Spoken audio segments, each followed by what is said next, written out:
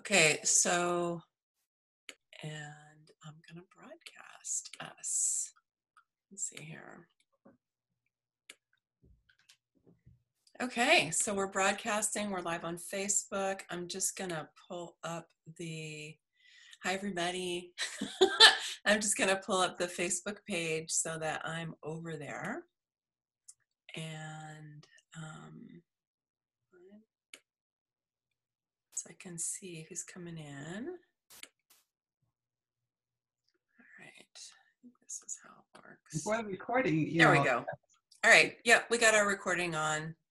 So it's like you said, Maggie, it's 1 p.m. in the afternoon. For those who see this, it is not going to be in the middle of the night, but I know behind me, it looks like we're in nighttime. We got all these lights on. It's just weird.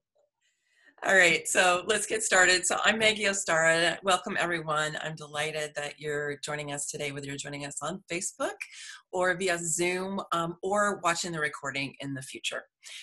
This is the first of a new interview series that I am starting called Sovereign Sisters Salons.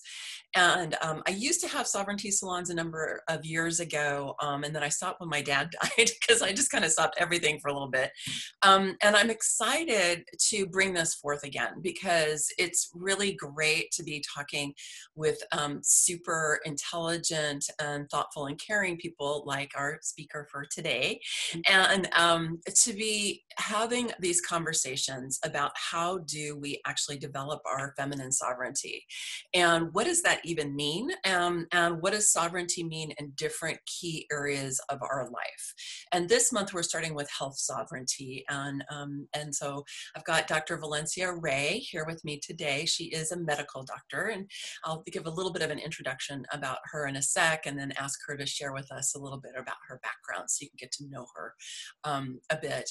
But the point here really is, how are we becoming the sovereign beings that we need to become, with the values and the priorities and the heart, as well as the mental intelligence, plus the fortitude to be able to meet the challenges that our world is facing right now and that we all individually are facing. And one of the things that I love about connecting with Valencia is that we're very on the same page as far as both having, feet firmly planted on the ground in practicality. For Valencia, it's really in science. For me, it's in experience and research. I'm a scholar. And so we both have that, but we also have a spiritual, soulful, metaphysical orientation as well. And we both agree that we need to have all of that. Like, we can't have one, just one part anymore. We need to develop all of our faculties and all of our abilities, and we need to be embracing and utilizing our intuition just as much as we are embracing and utilizing our logic. And so, so both science is important to Valencia, but also the intuitive part, and that's one of the things that I think helps us really get on the same page together, because I'm proponent of that as well. So I'm delighted to have Valencia with us today, and I want to read her bio here so that you get a sense of that, and then I'll just share something more personal. So Valencia Ray, MD, is a trained functional medicine medical physician who helps busy women to overcome stress and burnout, stop annoying symptoms without scary drugs, and to experience greater vitality, connection, and confidence. Awesome, right? I mean, who wants to be in the throat and, dealing with scary drugs? I do have to say some drugs are really helpful, but a lot of them are pretty scary. And I've known Valencia for, I think it's been like 15 years. I mean, we first met a long time ago, completely different context, working with very advanced meditation, learning how to work in the world of energy in order to create on the physical plane. That was kind of the premise of that body of work that we were. At the time, too, I was still in my ophthalmology eye surgery practice. Mm-hmm. Yeah, you were in a whole different field back then. And then we kind of came back together through FemTalks and working with Jessica Hidari. And when I saw your name, I was like, oh my gosh, there's Valencia Ray. I hadn't seen you for like 15 years and you had moved out here. So I was really excited to get to reconnect with you and find out what you're doing now. So why don't we just start today? Here, let me say what our title is, but then I really want you to just share a little bit about yourself so people get a little bit of a feeling of your background and why you're where you are now. So our title today is Science, Soul, and Sovereignty: 3 Keys to Reducing Stress and Empowering Your Health. And one of the things I love that you talked about, Valencia, is that we don't even know what our sources of stress are. To some degree.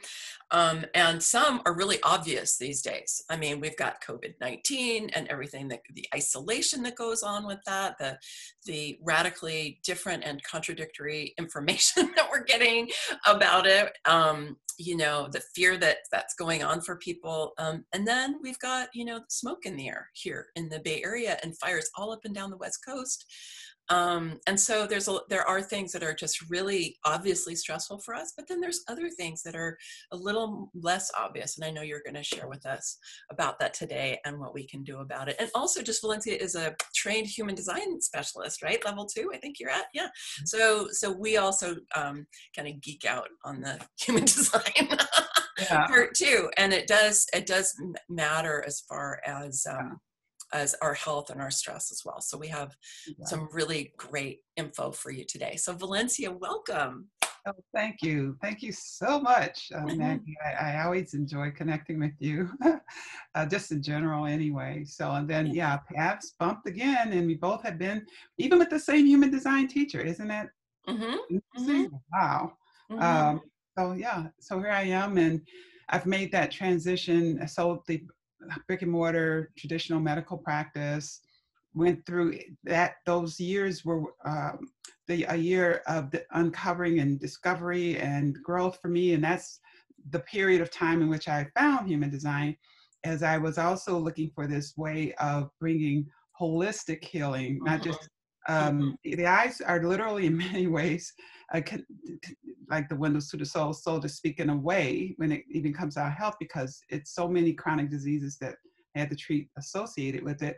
But at this point, to be able to find something where I could help women in particular to empower their own health as well, and then blend in, I'd like to just touch on a little bit later today in this conversation about how human design plays a role in that stress and awareness part, and how it helped me as well.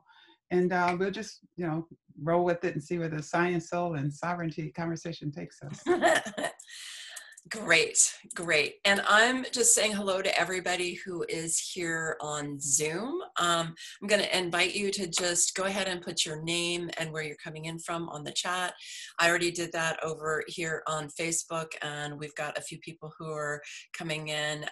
So I just want to say hi to Melissa, and hi to Lorna, and hi to Jennifer. And I know you're out there on Zoom. I can see you. So I do say hello. Hi, Catherine from Vermont. That's great. We've got people here from New York and from Northern California and more Central California.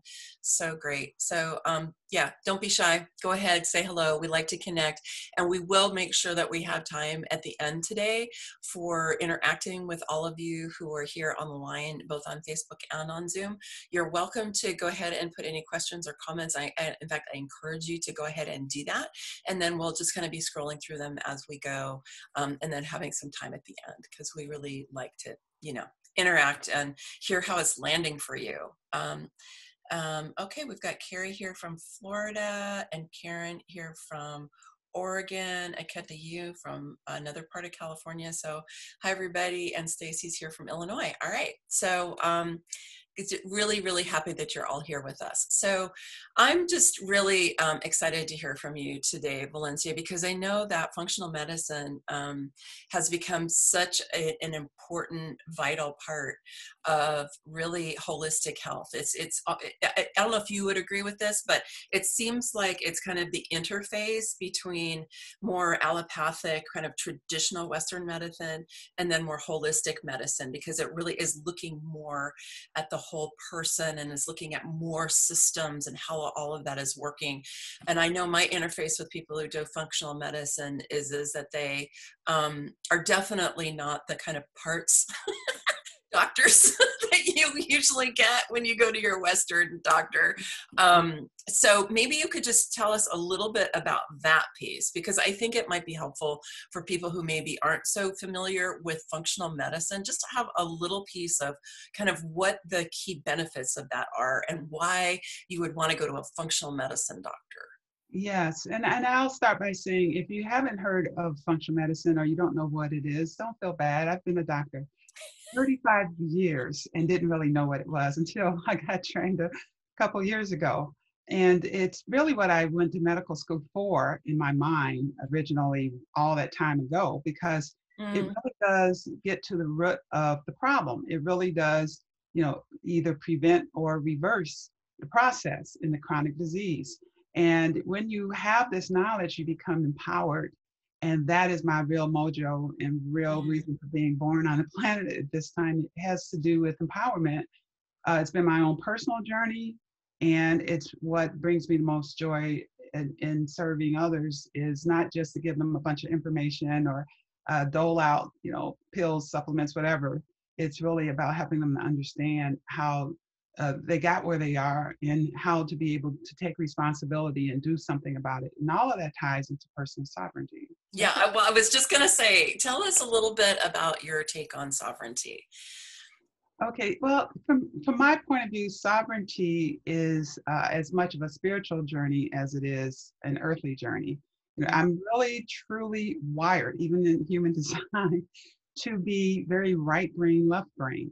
And that explains my childhood for me. I was as good in science as I was in art, and music. I played piano and I ran for office. I was active socially. However, again, I was very much a study person, as well. So sovereignty for me has been a journey. I wasn't even using the word until November 2019, actually. And at that time, it just came out of my mouth unexpectedly. I have been on this long journey of personal empowerment that has ranged from everything from learning how to love and accept myself, learning how to turn off the ruminations in my mind that would just drive me nuts. Never enough, never good enough. I don't care how much you achieve. And it was not really based on any outward reality. I went on, as I started to study more esoteric, energetic, the sciences, I came to realize it was in my blueprint, as part of like a karmic lifelong journey process. But for my purpose, it had to do with being that person who went out ahead of the crowd, healed, and then came back and said, here, look what I found. Now you don't have to go through all that, because I'm, fortunately, I'm also wired, human design calls it the gate of the fighter. And I have that whole channel with that whole struggle fighter.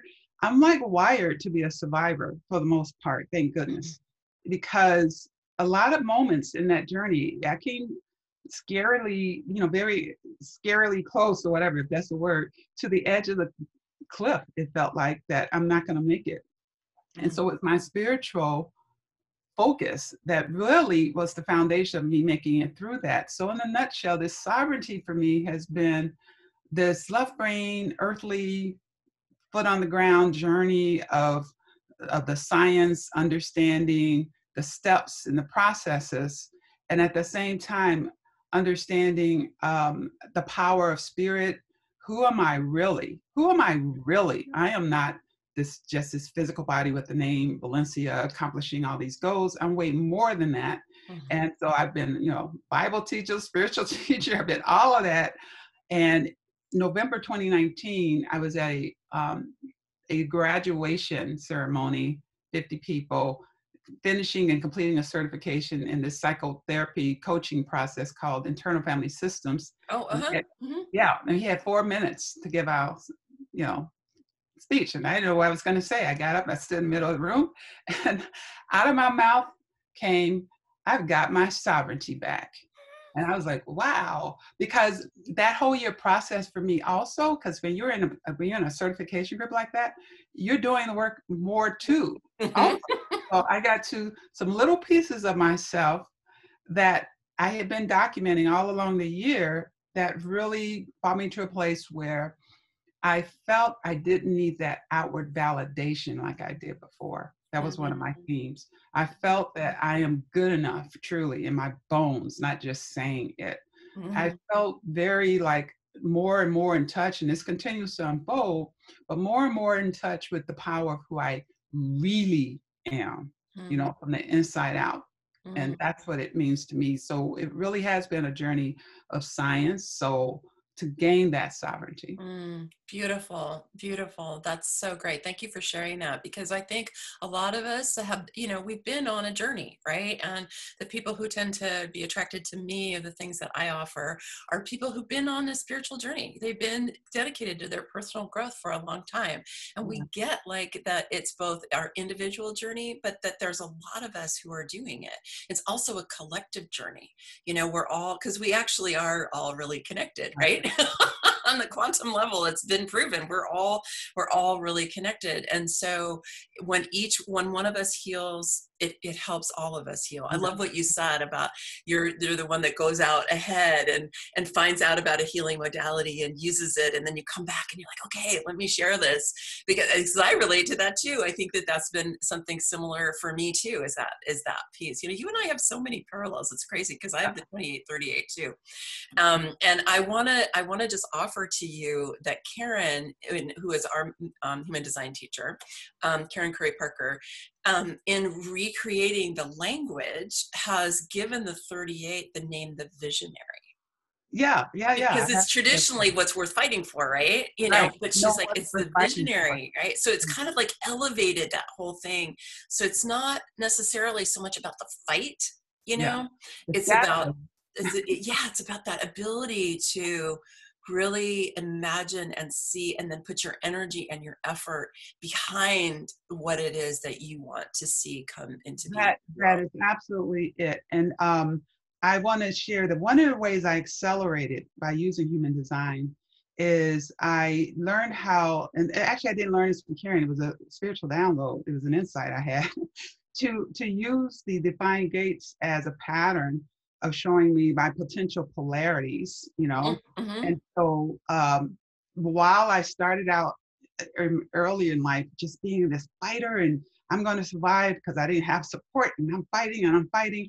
I came to see that, that was a development. It was nothing to put down, but it was more the shadow side of that channel, so to speak.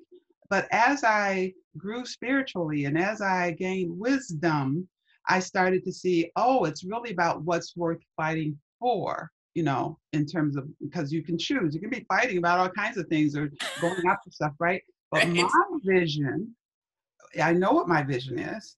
And now I'm able, even in this time of chaos, is to focus on what's worth fighting for my design, what I'm here to do, and not just do something because I see somebody else doing it. Yeah.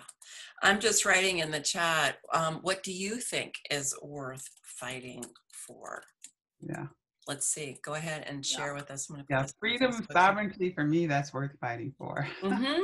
Yeah. Let me just put this in here.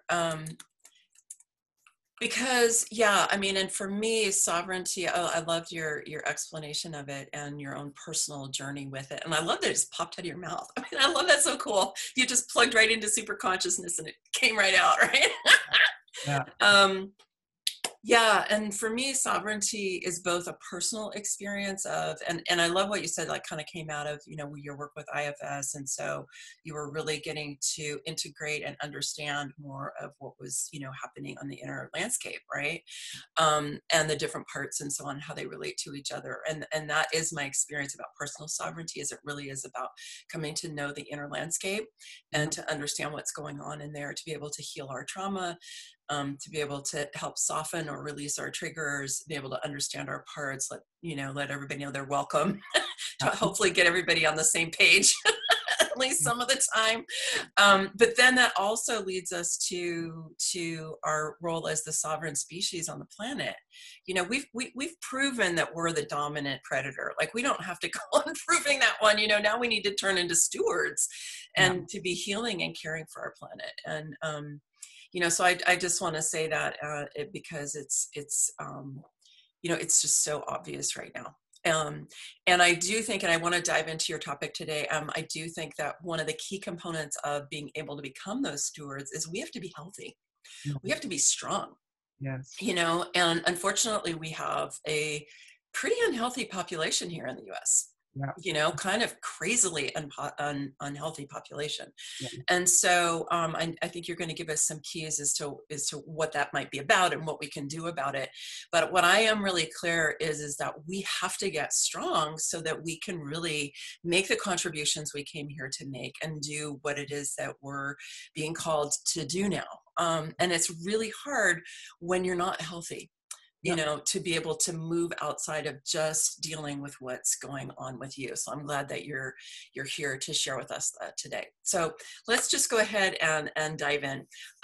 So there are a lot of reasons, like I said before, about why we can be stressed out. There's no shortage of reasons. But there's also ones that are not so obvious, right? So you talk about that there are 4 key stressors, and what are they, and how does knowing them help us, you know, be able to manage our lives better? Okay. Yeah. What you can make conscious and become aware, that's going to be the first step to actively taking the control back and being empowered about it. So now 4 key stressors.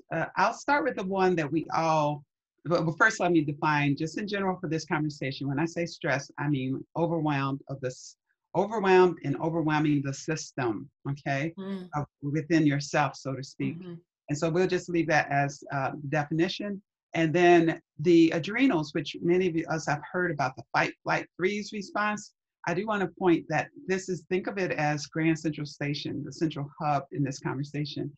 They are adrenal glands or small glands that sit on top of each kidney. So you have 2 adrenals, and they are directly communicating with the brain, directly communicating with your thyroid, and they are going to affect everything. I mean, they're going to affect your cardiovascular system, they're going to affect your gut, and vice versa. So we are not parts of just pieces, okay? And there's a saying I've known for a long time: if you see everything in pieces, P-I-E-C-E-S, you will not have any peace, P-E-A-C-E, okay?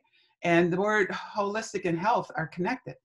So we have to start seeing ourselves as a unit. And now all of those diseases that I trained in internal medicine and learned and focused on being an ophthalmologist, I was only focused on here, but I was watching how it was just, tearing up the body. Now I'm actually able to help people with those chronic diseases at their root cause, which of course means you'll save your eyes in the process mhm, if you get on top of this.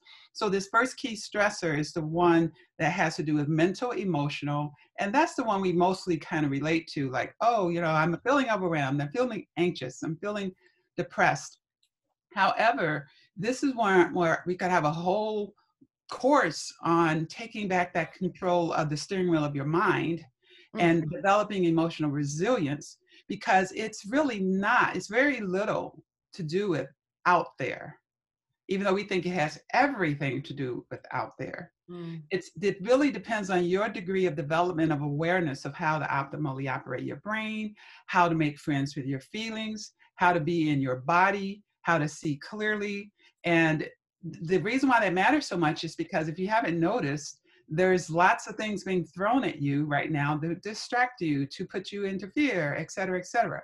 So after each tip, after each of the 4 key stressors, while I'm just talking about it, I want to mention one key empowerment tool certainly is to turn off anything that is disturbing you.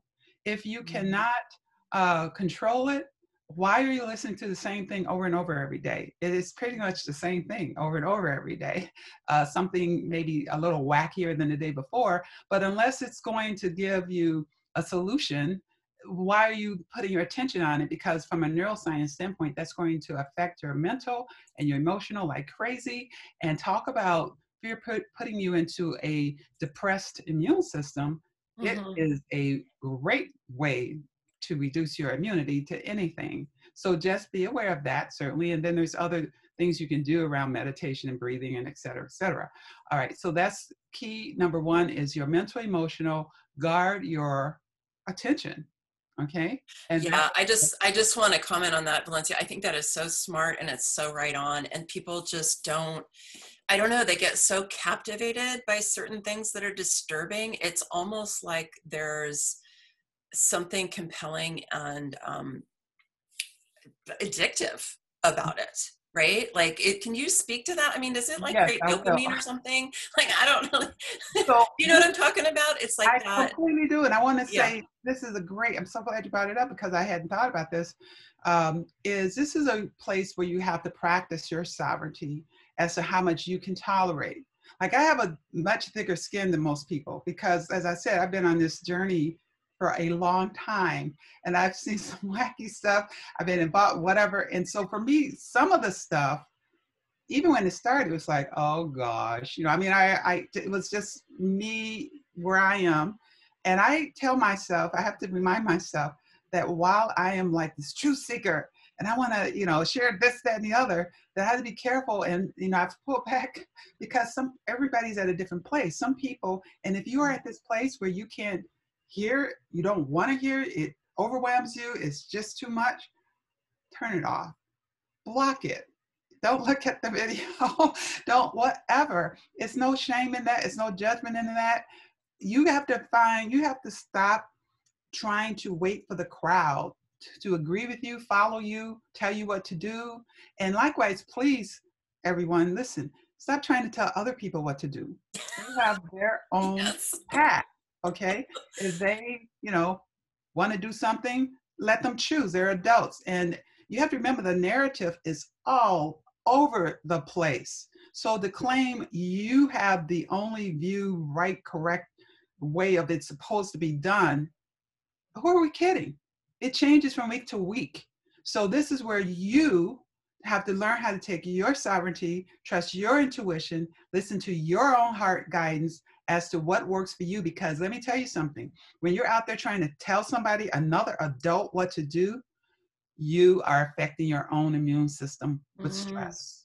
mm, Because when you're angry and you're trying to control and notice how you feel in your body. You mm-hmm, don't feel warm and fuzzy. You're mm-hmm, not sending love to that person. You're sending mm-hmm, judgment at them. mm-hmm. You are hurting your own immune system. Thank you for that because we are we are streaming on Facebook and unfortunately Facebook has become a bit of a battleground these days. Big time. And you're right. I mean, it's just not helpful. I mean, we can have different opinions. We can believe Absolutely. different things. We can Absolutely. have different views, and we can work towards the expression of what we believe to be right without attacking people in that way, Absolutely. and so on. So I Absolutely. really, yeah, Like Pavlov dog. That's what I've come to call this. It's like ding, ring the doorbell, and people go off, literally. it is. And Yeah. you're not realizing you are cutting off your nose, literally, despite your face. You're messing up your physiology, people. Wow. Wow. Right. Yeah. So if for no other motivation, Exactly. do it That's to how, take care of yourself. that's how I got started with the chakra system and everything else I learned is like, oh my God, health for me is like number 2 value. I got to stop this stuff. I got to learn how to control because it was Mm, hurting me. And mm, whenever I still, if I stumble, trust me, I am like that same day going back to, okay, what I need to do to release this, doing my forgiveness exercises, doing whatever. It's not that you're never going to have conflict, but I right. don't hold on to stuff. And if people won't back off, I just get rid of them. I mean, cut them off. Don't email me. Don't, because I'm not going to argue and fight with you. Right. Right. No, thank you for that. And I just want to comment, and I want to go back to the 3 other stressors, is that what I'm hearing from you is a particular view on how we really have to step out of this victim perpetrator rescuer paradigm that unfortunately is the bedrock of Western culture. That's it. It's part of the warrior society that we are evolving out of. And we do have it, aspects of it rearing its ugly head right now, and it can make you feel like you want to fight it, because because it's so like this. But what I'm hearing from you is that's not the best approach to fight it. It's really about that getting centered, being healthy, developing your energy and your sovereignty, and then from that place you can take actions and you can advocate and you can be engaged, but you're not like disrupting your immune system, you're not Mm. harming yourself and creating just more stress for yourself, and you're also not harming other people in that way either. Exactly. That's beautiful. The way you explained it perfectly. It's like for me, love is just means non-judgment. Like Mhm. when when we hear about unconditional love, Mm. and that's how powerful that is. The power of love is just unconditional non-judgment. I mean, let's forget this. It means warm and fuzzy, and I love you like my daughter. Flaws and all. I'm gonna love her more than I probably love any other woman on the planet in general, because it's biological. It's my daughter, so to speak. Don't expect another human to necessarily love that kind of affection for everybody. But yet, unconditional love, non judgment, oh my gosh, how powerful is that? Because then you free yourself from stress. Then you change the whole vibe of you and the world around you. And if we can just say, hey, we don't have to agree, but I don't have to spew hate. I don't have to spew judgment. So that whole thing about judge not lest you be judged is really more about when you judge, you feel the energy of judgment in you. Right. So don't think you're just harming this other person by judging them. You are killing yourself in the process. They might not even know you exist, right? Mm-hmm. Mm-hmm. Yeah. Yeah. Okay. Oh, there's so many things I want to ask you about, but we'll go. Okay, so number two, right? I know, but let's go to number two. Yeah. Okay. So number two, again, adrenals. Um, and the way the adrenals, but the mental emotional even, they're releasing cortisol, and then there's norepinephrine, fight, flight, freeze, stress hormones, neurotransmitters. That's how it affects the brain and starts to get involved in emotions. Well, number two, when we talk about the key stressors, let's look at the glucose control, the glycemic control. We don't even connect the fact that eating too much sugar is actually stressing your body out for real, Mm-hmm. because that sugar is going to dysregulate and imbalance the adrenals, which are responsible primarily for energy and the glucose and inflammation process. And I'm going to get it to the inflammation in a minute.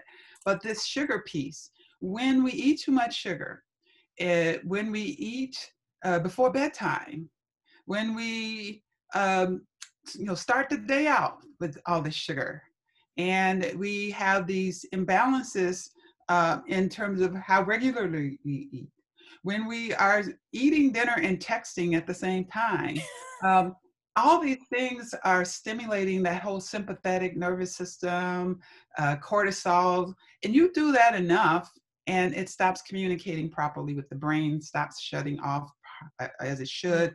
The sugar starts stirring up inflammation, and you're hearing all about this inflammation, Mm-hmm. cytokine here. Well, these kinds of imbalances in food, and then you start throwing in chemicals, or you start throwing in, for a lot of people, processed gluten, and on and on and on.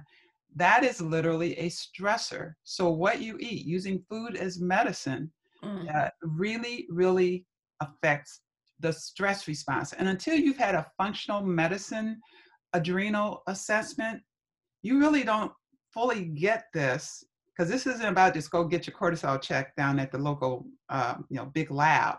This is a special type of test.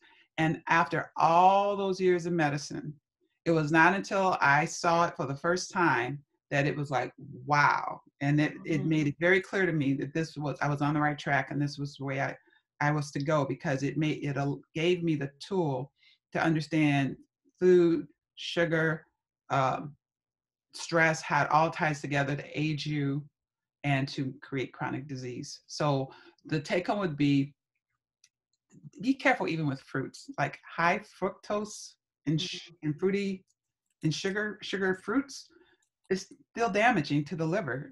Can cause non-alcoholic fatty liver disease. which Mm-hmm. is the beginning of, diabetes and metabolic syndrome with hypertension and weight gain and belly fat. All of this is connected to what I am talking about. That's why stress causes 90 to 95% of all chronic disease. Wow. Yeah. And unfortunately, sugar has just become ubiquitous. I mean, it's just everywhere. And if you eat processed food, chances are, no matter what it is, Mhm. chances are it has sugar in it. And Mhm. now they're masking sugar and they're calling it different things, but it's Right. still sugar, And so, yeah, I appreciate that. And I think about that. So I kind of have this historical point of view on a lot of things. And, 400 years ago, there basically wasn't sugar. Mhm. I mean, it didn't really, the only people who had, like kings and queens, were the only people who had sugar, pretty much, right?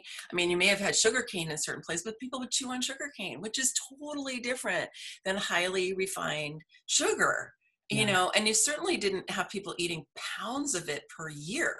So Right. it's a really new phenomenon in the human Yeah. experience. And it's something that has like you're saying, it's dramatically impacted our health in ways that we don't really understand. So yeah, so be careful how much sugar you're eating. Look for the sugar in your processed food. And then also, would you say in the food as medicine, would you say just eat as little processed food as possible? What would you say are kind of That's a few real. guidelines about the best Yeah, that that's a whole conversation. It's like you want to avoid processed food and eat whole organic as much as possible. You want to also be heads up on the fats. I'm going to talk about fats when I get to the third key oh, stress. okay. That really, really matters a great deal too. And I can tell you that before I learned all this, every 2 hours I had to eat something, or else my blood sugar was dropping, and I would feel irritable. So I would carry in my purse these, I call them my protein bars, my carb bars. And I was also a good 20 pounds heavier at that point too than I am, because after I changed all this, revamped my metabolism and got rid of the sugar cravings by focusing on my four key stressors, frankly, I'm back to, literally high school weight and not even trying to work to keep it on because I know my body isn't inflamed anymore. And I was able to change in like so many ways. You can't, it just blows my mind. It's like, wow.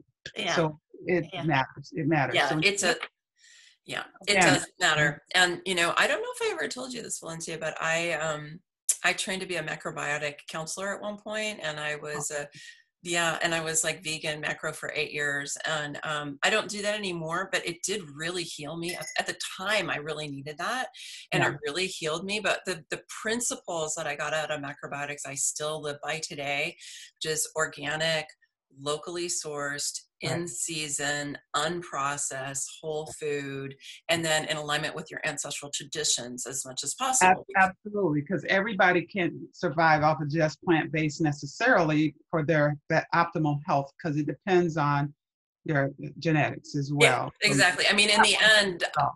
that vegan doesn't work for me. I mean, I don't really eat dairy, but it doesn't really work for me. But for that period of time, it was very, very healing for me. But I think there were a lot of different factors. Anyway, so those are just a few principles that we can offer you around what you're getting. I mean, go to your farmers market. Support your local farmers. Yeah, Stop buying commercial food. especially now, And especially. people think it's more expensive, but in the end, it's not really. When you think about what you end up spending either on lost life force energy, Yeah, right? yes, Or yeah. medical bills, Oh boy. or just lost work Pain and days suffering. because you get sick plus suffering. So Mhm. I'm always a big advocate of that, as food as medicine. I mean, food is the biggest part of my budget well, no, my rent is the biggest part of but after that, food, because I think it's just vital that we have really high quality food. Um, Yep, yep. yeah. Well, it shows, Maggie. It Yeah, shows right. your skin and your radiance. Thank Yeah. you. Yeah. Well, so tell us about fats. Is that stressor number 3? Yeah, well, stress number three is actually inflammation. And it Inflammation. Yeah. Yeah, so inflammation is caused by a variety of things, but one of the most easily found, go look in your kitchen cabinet, is the type of vegetable oils you have in there. If they're processed in a clear plastic bottle that might even have BPAs in the bottle, right? All of that's going to increase your inflammation. If it's getting a lot of sunlight on it, and in general, it's probably rancid. And then when you're heating it up, it's even making it worse. So those kinds of highly processed vegetable oils are going to cause inflammation. It's not can, it's going to. And so in a nutshell, it's going to matter the quality of the source of the fats that you use. And unsaturated plant fats can be the healthiest because we need fats. There's, again, another whole medical conversation about what the latest research really shows and lipids and cholesterol. But I can tell you that your brain is mostly, water and cholesterol. It's the cells need that fat and your hormones. And so it's not that the cholesterol in and of itself, it's the quality of the cholesterol. So for example, if you get inflamed by eating all that processed foods and the wrong oils and all that toxic emotion of anger and all of that stirring up the system, well, it's going to impact the quality of the cholesterol fat in your body. Oh, that's interesting. There is such a thing as having oxidized cholesterol particles, oxidized inflamed particles. Well, those inflamed particles will clog up your vessels along with other things, but it's not the healthy forms. It's these deteriorated forms that come from a variety of ways that they get started. But were you just saying that it's emotional though?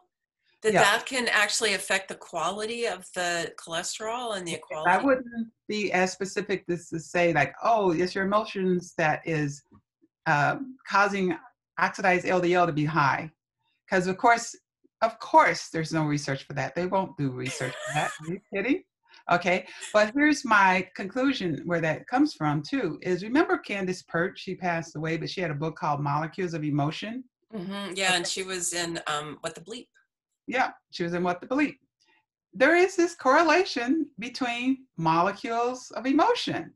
And we do know enough to know that when you have these kinds of anger and stressed out, what is it doing? It's stimulating your adrenals. It's stimulating inflammatory cytokines in the body to get started because now your cortisol is running all high and dysregulating your immune system, and your norepinephrine and epinephrine is constricting your vessels and hardening your vessels, which of course leads to other potential setups for getting clots and et cetera, and more inflammation tied in. So I can just extrapolate from just knowing the normal physiology of things that, yes, why wouldn't we connect that dot, that anger and fear, all of those emotions that stir up certain physiologic processes in your body, just follow those processes. So, right. Okay, so I don't need a double-blind study to tell me that. And see, that's where we have to also, when you come back to sovereignty, a lot of things we don't have the research for because it's not funded. That's the bottom line. So you can choose to use that as your reasoning to either try to destroy what somebody is saying or to not be bothered with going there yourself or what. That's your choice. But if you are sovereign and you have intuition, listen closely, you might just hear the answer right there with or without any study. Okay? Well, and if you're a generator, a pure generator or a manifesting generator, yeah, and you're not emotionally defined, then you can tune in right now and your sacral can give you an let you know, a yes, no. And if you're emotionally defined, you can do the same thing. You just need to do it over a period of time so that you're taking account of your emotional wave. But it's one of the things I love about human design. I love that you brought that up because it's just such a good connection with human design, because there's all these different forms of intuition in human design, not just one, there's many. And learning to tap into and trust our intuition. And I just love what you said about learn to trust that intuition. Like you don't have to have a double-blind study to tell you if something is true if your whole body is going,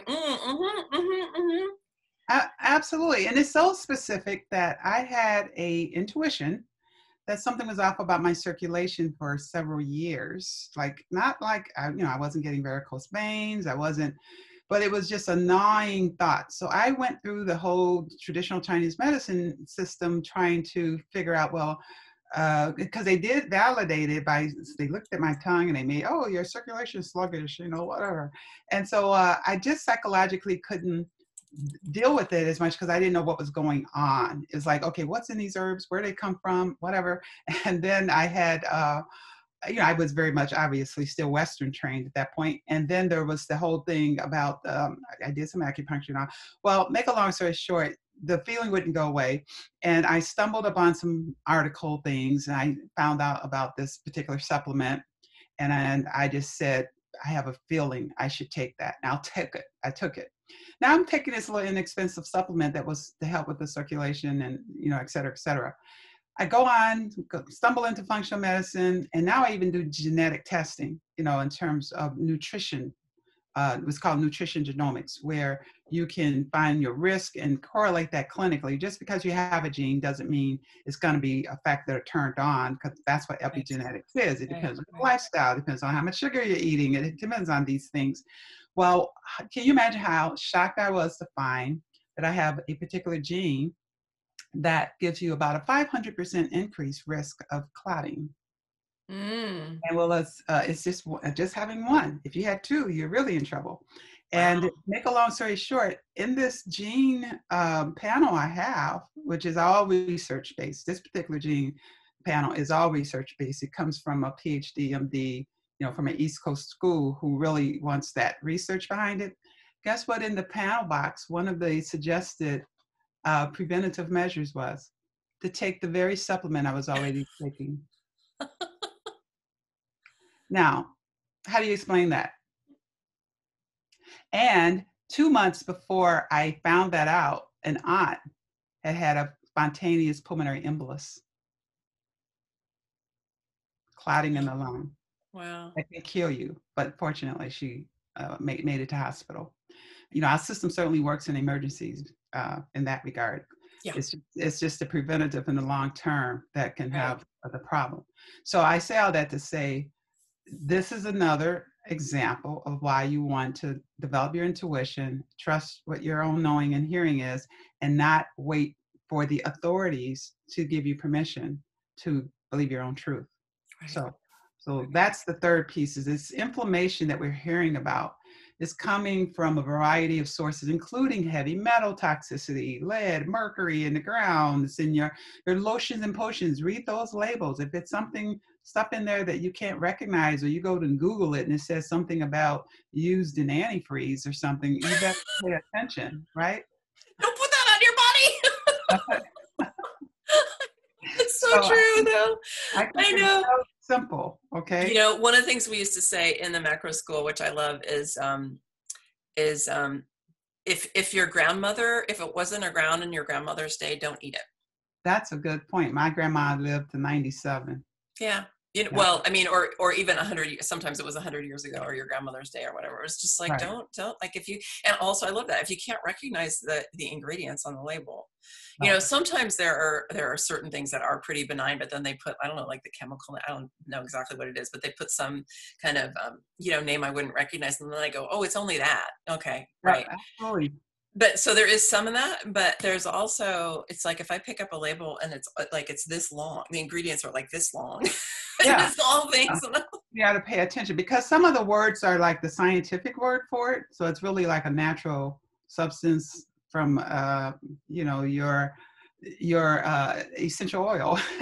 The long name. So you can look that up and you can figure it out. But to your point, yeah, my grandma's been dead over 10 years ago. And she, a lot of people in her generation, in a lot of ways, like she didn't have chronic disease or anything, but she was a natural food planter, eater. She had a farm.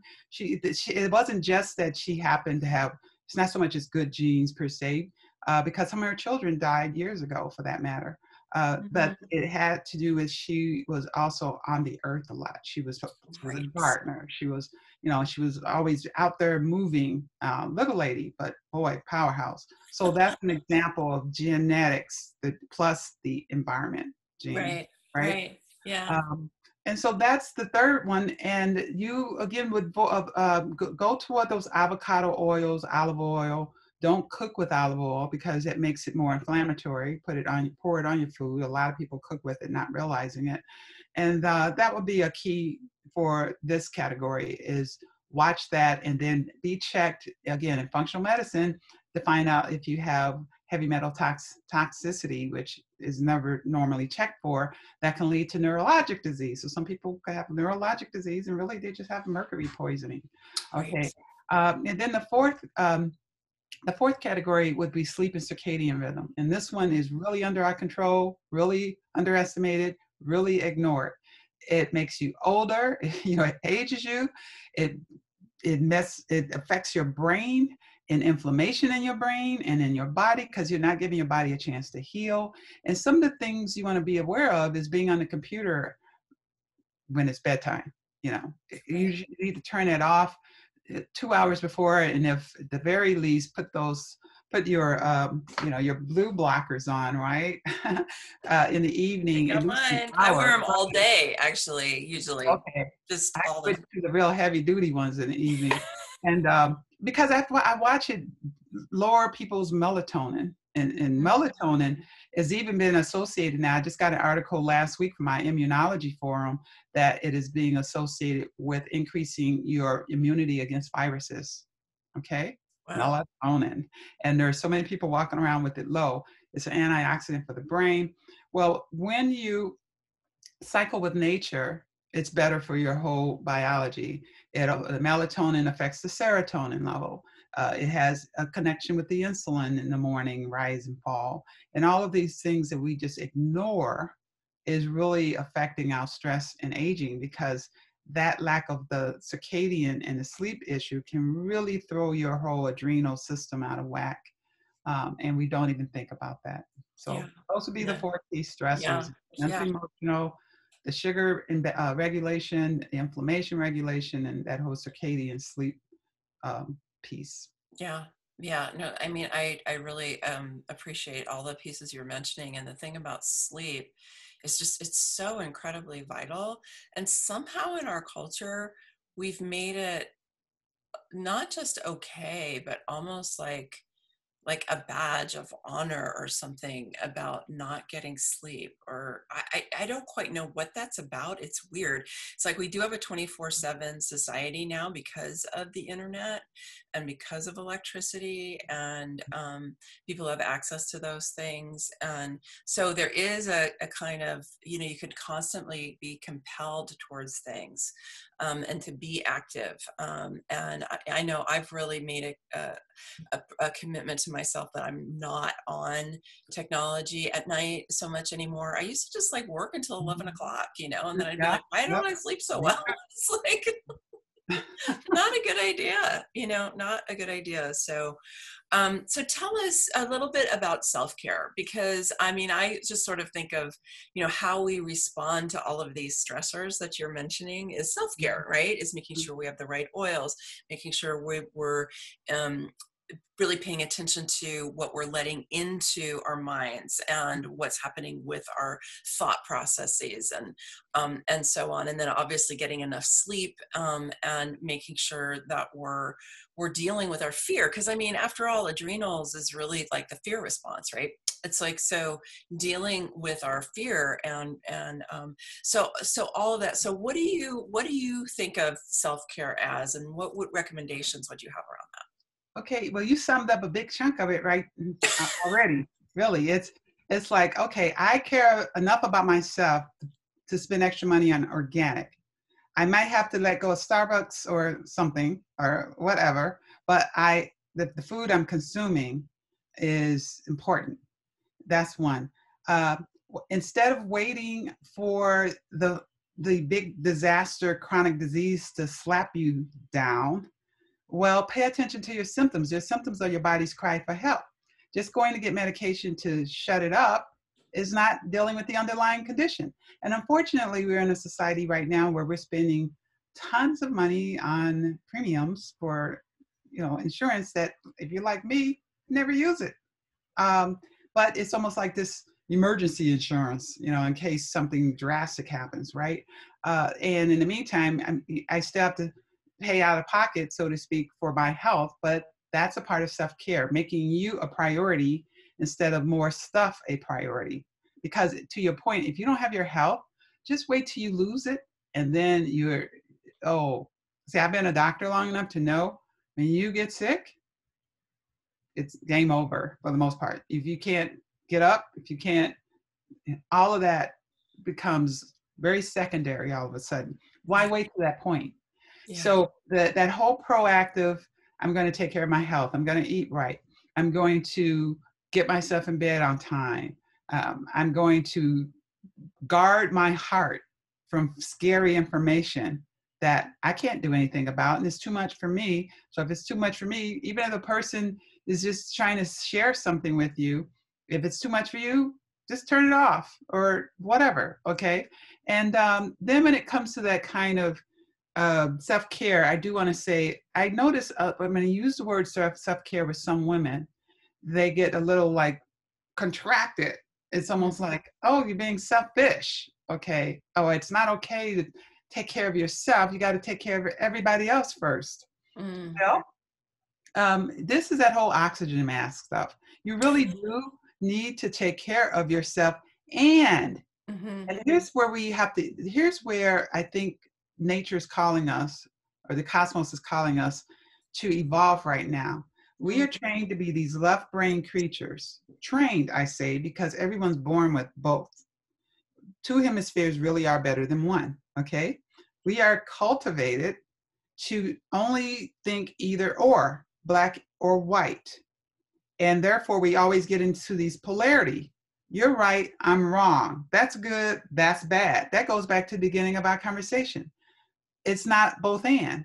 It's like, okay, I don't agree with this person. I don't necessarily like what this person is saying, but I don't have to make them like wrong and I'm right. Right. Because truth is somewhere in between there. And truth is, you don't really even know the full picture because you're not often shown the full picture. Right. Okay, so it's really this ideal that I can take care of myself and take care of my children and take care of my family, and have time for friends. It's not like I have to do all or nothing. And to me, that's a soul evolution as well. That's why self-care would go under soul for me, because we have to, as women, essentially know that we're good enough and we're okay and we can have. And it's not like, oh, I can't have that and I'm not good enough, or something that always keeps us on this hamster wheel of doing and trying to get people to love us, or if I just do that, then they'll love me, or whatever it is. Right. And then you burn yourself out. So self-care to me is that big picture, and then you find those tangible elements underneath that umbrella that work for you, be it the yoga, be it the meditation, be it for me, I'm stretching, I'm walking, exercise, getting outside. When I can't get outside, I have this German professionally trampoline thing that I might jump on, or I turn on some music and really dance to it. Take that salt bath, use, like right now I have my purple light on, blowing my lavender essential oil in the air, okay? And take care of yourself in that way and pamper yourself. And you have more energy, to take out to others. Well, and everything that I'm hearing you saying is just, to me, it's like so basic. It's so fundamental. It's not like, even when you said the word pamper, I was like, that's not pampering. That's just basic healthcare. That's just basic, like treating yourself like you're a person who has needs. Your body needs to move. Your mind needs to relax. You need fresh air. Where did it become this other idea that we don't need all those things and we're somehow selfish if we do? And I'm just like, it's so fundamental. And I do want to say too, I mean, we're focusing a lot lot on women, and I do believe that as women we are even more conditioned to take care of others and not think about ourselves. But I also think there's a lot of men who don't take very good care of themselves. They haven't been trained to take care of themselves. They have been trained to think that they need it or that they deserve it or any of that too, And so I Absolutely. just want to say that too, because I think guys have a whole, it's different for them. Like it's oriented differently, and depending on your background, like where you grew up and Yeah. what your racial background is, it's different. But still, I just think that the guys none of us are good at taking care of I ourselves. want to make this is a good time to make this point. I actually find that women actually will go and seek help before guys do. Mm-hmm. Guys Mm-hmm. usually are like they've had a heart attack before they'll go. It's so true. Okay, so I don't want to imply that men are taking care of themselves, but the difference is too men are generally ignoring their health and doing whatever they do, but they don't have a reputation for being caretakers. Okay, they No, don't. it's true. Yeah, So, no, that so is for true. women, I know we tend to caretake ourselves to death, so to speak, because we think we're supposed to, and we're sending out all that out there and none to ourselves. Right. So that's why I want to make that conversation. And I will say that I think some of this also ties into your spirituality, because it's that knowing that, like, at least for me, my self-esteem now comes from this inner source. So it's less fragile. It's not Mm-hmm. like, oh, as long as I'm making millions of dollars, now I'm good enough. Or if I have this fame or fortune, I'm now good enough.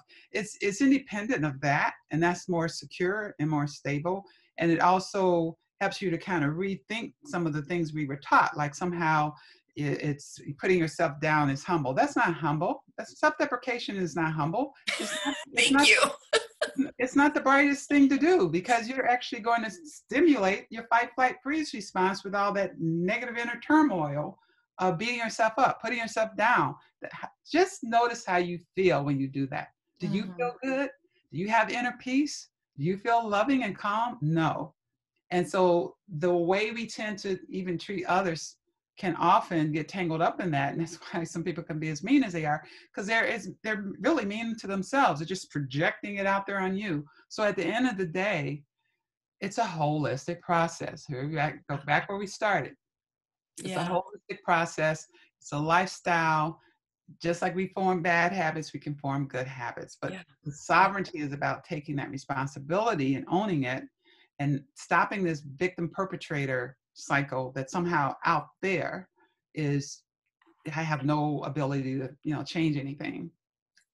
Yeah.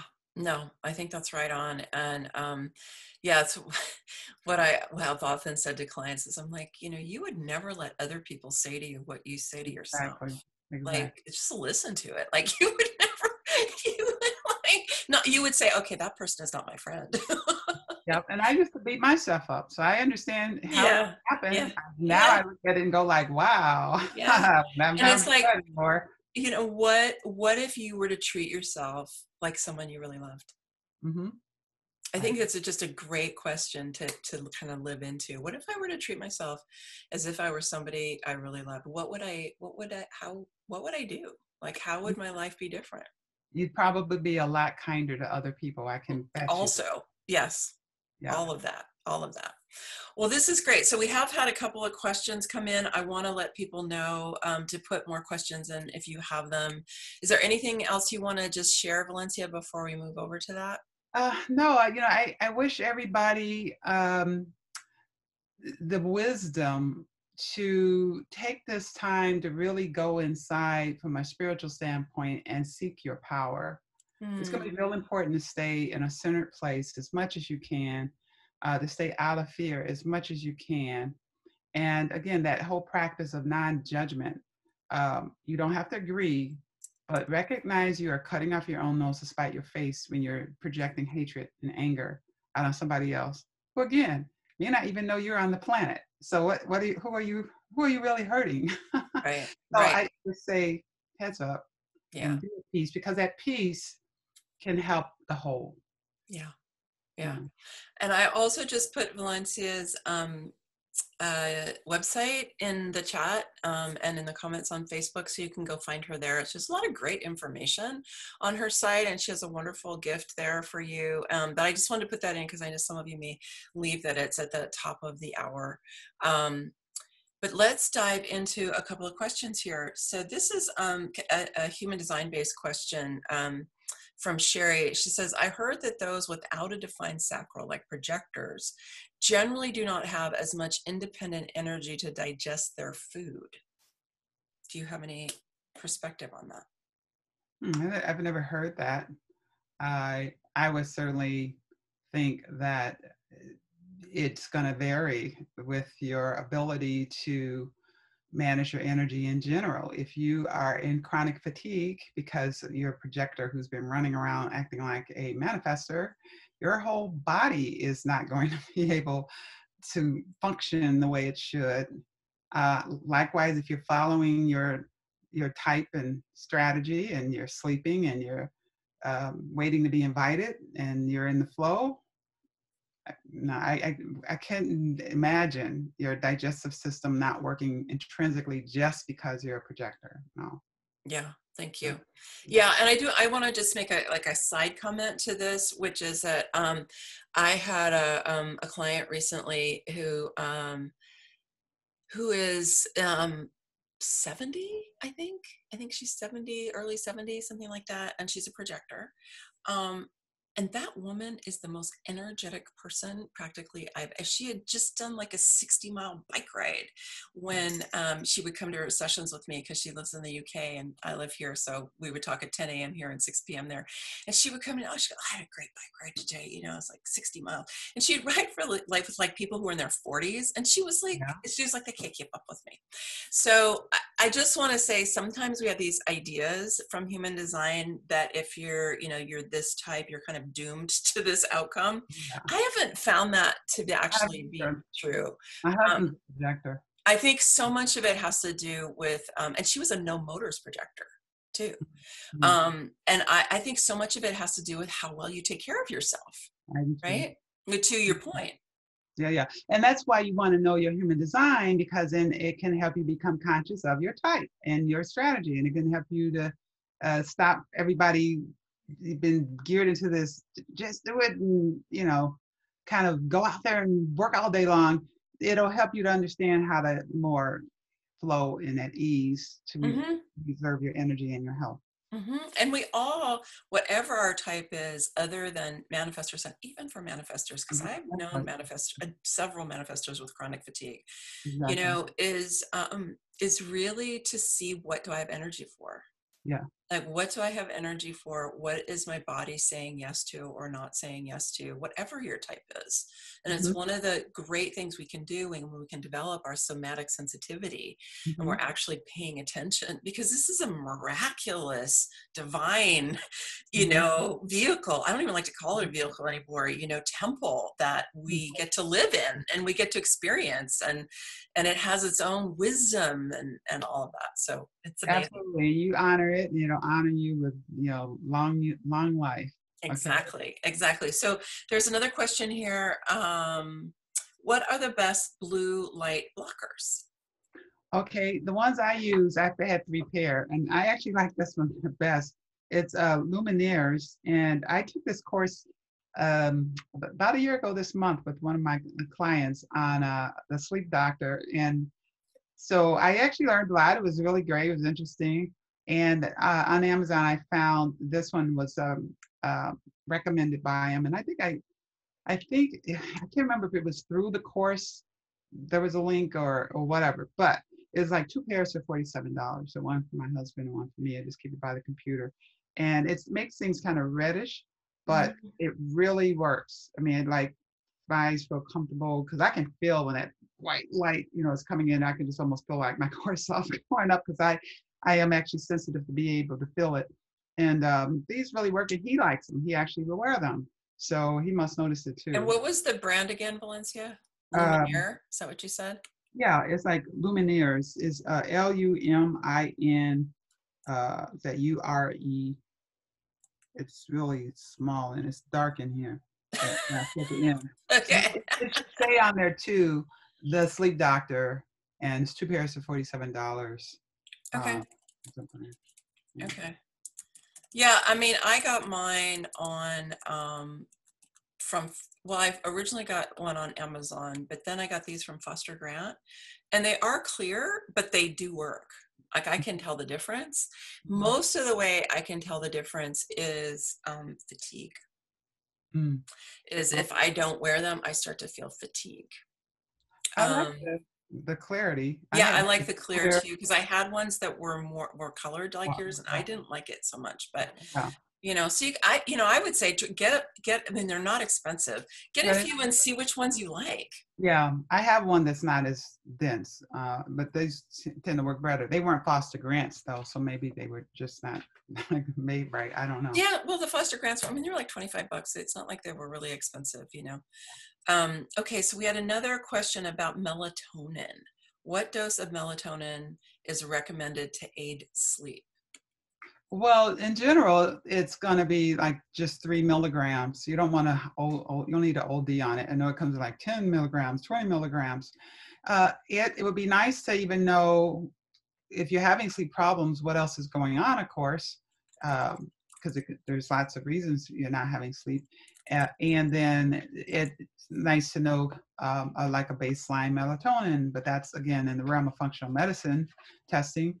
If you just want to give it a kind of a try, see melatonin is working for me without even knowing anything, the general dosage is just 3 milligrams. It's the most common over-the-counter sold is in 3 milligrams. Yeah, so just give it a try, right? Because it's not going to hurt you, right? Right. Okay, so we do have another comment, and I'm just putting out any other questions. I think we're winding down here. Mary says, thank you, Maggie and Valencia. Want to say what a stressor for me guessing what was wrong physically, and Valencia helped me remove all the guesswork.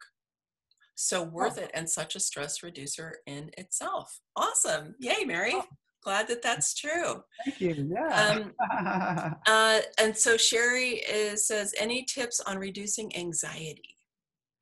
Yeah. So that's one of those other, I just sent out an email to people on my list today on that very topic, and it was about acne and anxiety. Did you know something? I can't remember the subject line, but did you know essentially that acne and anxiety can be related to your gut very Mm, commonly? Okay, so there's something, the layman's term is leaky gut. It's really called intestinal permeability. There's been lots of research out since 2017, and again, people don't know it. So anxiety, number one, I would say this. I used to struggle with it. I would wake up with it. mm, And some of it's multifaceted. You can have gene issues that can make you more prone to having cortisol running higher. I make you smarter, but it also can make you have anxiety more.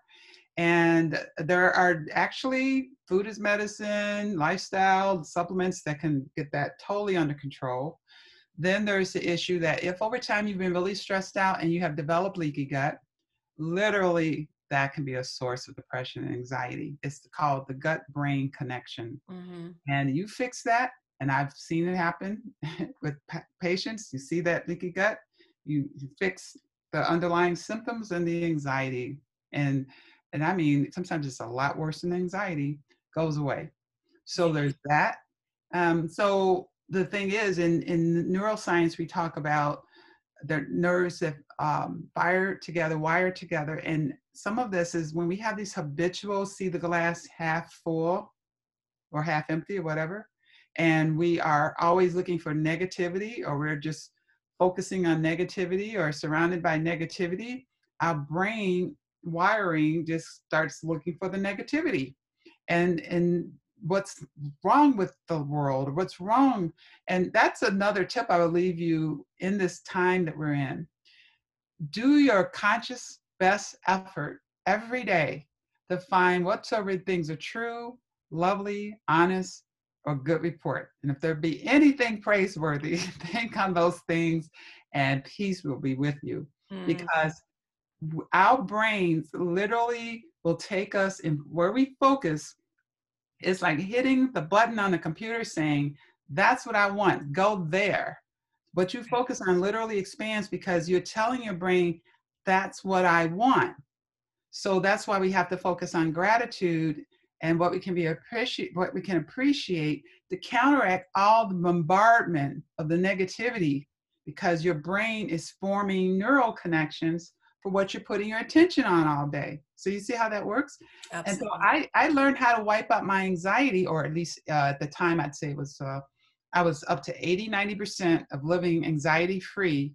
And then functional medicine came in and showed me some other little pieces. And now I don't struggle with it at all. That's great, because anxiety is huge these days. I mean, it's yeah, and certain part of it is, I think, what's going on in the world, and a certain part of it is obviously our response to what's going on in the world, and then it does have to do with our health and our relation to the environment. Would it be safe to say, Valencia, that it all goes back to the gut? In a big way. There is a ancient saying that I put in the email today. It's funny you were bringing it up. I think it was by Hippocrates that said that digestion is the root of all evil, or something like that. Imbalances in digestion is the root of all evil. This actually goes way back that far about this gut connection. And so therefore, everyone, that's why it matters what kind of food you're putting in your stomach. If it doesn't look real, I mean, if to put it this way, if it looks real, but it's not really that, it's like processed like crazy to make it look like that. So if it's beyond something and it's really not that, then you know it has to be processed, right? So that's what you have to start paying attention to, is like eat the real thing. And also farmers markets, like you're saying, and check and make sure that they're not spraying, even locally, because they can pesticides too. So you want to check on all that. Yeah. Well, yeah. I mean, our farmers market is like 95% organic, so it's really cool. Yes, awesome. So we're winding up here. Please, I mentioned your website. I'm sure people will want to get your emails. I go read the articles that are on her website. They're awesome. I was just reading some of them in the last couple of days. And then, anything else that you want to share with people or offer them, or anything. And then I want to invite those of you also who are still on to just share what you got out of today. I see some of you already doing that, because we do that a lot. Please just share what you got out of today, and we'll, when Valencia is complete, we'll just share a couple of those. And okay, yeah, and I will say I do see this tips on reducing anxiety, so I'll do that in 1 second. And I just want to answer the question first, that if you go to my website and look under the resources tab and pick a resource, any of those resources, and opt in, that will put you on the email list. So and her website is just valenciaray.com. Yes, valenciaray.com. So tips on reducing anxiety. The way I started out years ago, without knowing anything at all other than just being desperate for inner peace, is I started, there was that whole spiritual journey. And for me, that looked like learning meditation. And for me, I was so ADHD acting at that point that I had to use sound. I had to use entrainment to make my brain kind of come down into an alpha relaxed state. That's a good thing for people who have anxiety and your head's moving all the time, is just get stereo headphones and start to relax. It might stir up some anxiety feelings. So the other thing I learned 20 years ago is something called emotional freedom technique, which is now tapping. And it's popularized now, tapping. You can go to tapping101.com, I think, or tapping.com, something like that. Google it. Definitely. So much more common now. It really works. It works on your meridians. When you're in the state of anxiety, to tap and breathe, that gets it out of your system. It's like kind of a root cause in a way, where you're getting out of your system. Then another big thing I learned over time, before the neuroscience showed it, and now neuroscience shows this too, that if, again, I kind of alluded to it, what you focus on expands. So if you're having rumination thoughts and you're worried, then if you would take your attention and have a pre-planned affirmation of, I am at peace, I appreciate whatever, and focus your mind away, just pull your mind away onto that affirmation and ignore the negative, and just focus and even say out loud, sometimes I had to say out loud, I Oh am, yeah. whatever. Your brain is listening for real. Your body is listening for real. And you start to notice as you are grateful, and I used to be so ungrateful. I mean, it's like I would accomplish something and I couldn't even hardly acknowledge it before I was off to the races for something else. Then I would really take the time and put my body into it and say, I am grateful and I'm grateful, even if I didn't feel it. But I would say it, I would declare it, I would do that, look in the mirror, and it worked. It literally, all of a sudden, it seemed like it was, now I'm starting to feel grateful. Now gratitude is the dominant. Mm-hmm. It's the Mm-hmm. dominant. I don't wake up Mm-hmm. with a knot in my stomach anymore. Mm-hmm. It's wonderful, even in the middle of all this chaos. So Yeah. that's the power of those neural nets. And that's why it's so important. Now, if your life is truly in danger, you have adrenals, and if you're in good health, you get out of there. I'm not, it's not like saying, oh, a bear is in my face and I'm grateful. I'm going to sit there and let him kill me. So of course, I'm not saying, don't, let's not be ridiculous. I'm just saying in general, our lives, we can still find lots to be thankful for, even in the midst of this mess, and keep your emotional status away from fear and strife and hatred and fighting and all of that stuff. Yeah. Yeah, exactly. And what I would say about that is, you're talking about learning how to change your state. It is. Right? It's learning how Absolutely. to change your state, right? And that's one of those things, because there's all these different states we can be in. But that for me is a key component of sovereignty, is knowing how to change your state and practicing Completely. it. Because it's so much. I was writing on Facebook earlier today, just talking about this situation with the air and everything, and everybody's freaking out and talking about apocalypse and stuff. And I'm just like, hey, people, like, are you letting your life force go into apocalypse? It's like, it's not necessary to do. Like, are you just feeding that fear? Yeah, it is. It's weird, it's scary, absolutely. I mean, I'm not saying that that's not Right. there, but what are It's you not doing funny. with I that? know. I'm just saying, I know that it's Right. not funny. It's just that is so easily where we're veered off. And Mm-hmm. that's where we have to work on the sovereignty idea and say, oh, I see it. There's that pattern again. And then I used to do that. I'm not joking. I would have these thoughts going on. That's how I figured this out. It was like a piecemeal thing. And then I went on later and found out maybe 10 years ago or so it was neuroscience. Mm-hmm.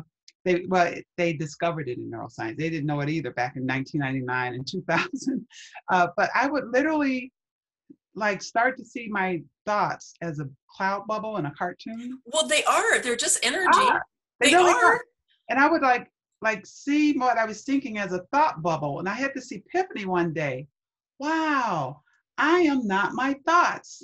And I said it out loud. I'll never forget it. It was like an epiphany that I am not my thoughts.